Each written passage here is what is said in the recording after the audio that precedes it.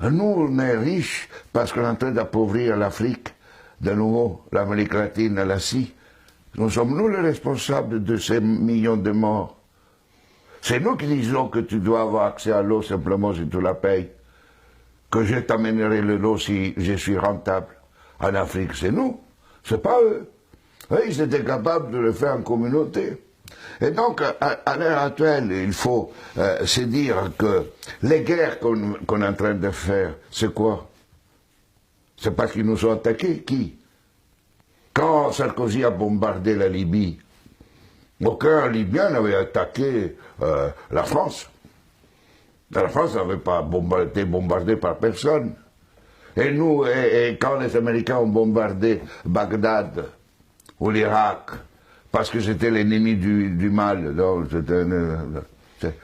tous ces millions qui sont morts, et tous ces millions de réfugiés syriens, irakiens, etc., c'est qui eux, ils ont voulu. Et nous, on a le courage après de dire, je vais t'aider pour rester chez toi. Hein? Alors qu'on les a créé les conditions pour qu'ils doivent fuir. Et nous, on va dire hypocritement à cette Europe qui hypocritement donne 6 milliards à la Turquie, 2 milliards aux Libyens pour pouvoir tenir les gens qui viennent d'Afrique, où on est en train d'alimenter, nous, les guerres. Mais il faut s'arrêter de se raconter des balivernes ici. Hein? Il faut s'arrêter.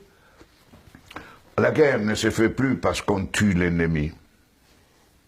La guerre est devenue, grâce à la technologisation, elle était déjà aussi d'avant, mais elle est devenue une activité économique la plus rentable après l'industrie pharmaceutique et l'industrie informatique. On fait la guerre parce que c'est rentable.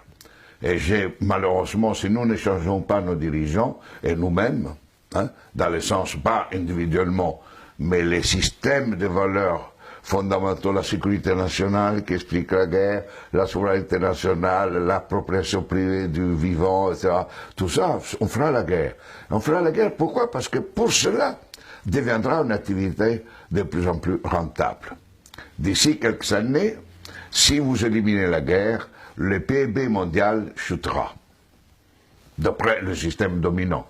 Et ne chutera pas si on est dans ce autre système. Au contraire, la guerre, la disparition de la guerre sera une source de richesse.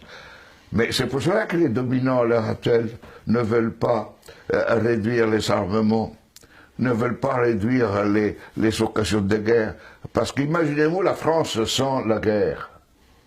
Que serait comme économie? Imaginez-vous les États-Unis sans guerre, deviendraient des pauvres. Des économies pauvres. Donc aujourd'hui, on est entré dans une phase où on fait la guerre parce que c'est rentable. Et vous n'aurez aucun dirigeant actuel du monde qui arrêtera la guerre. Parce qu'il sera crucifié, parce qu'il sera lapidé, parce qu'il va contre la logique. La guerre fait augmenter le PIB mondial. La guerre permet la croissance économique. Et on suppose que si on fait la guerre, on augmente la création d'emplois chez nous, non?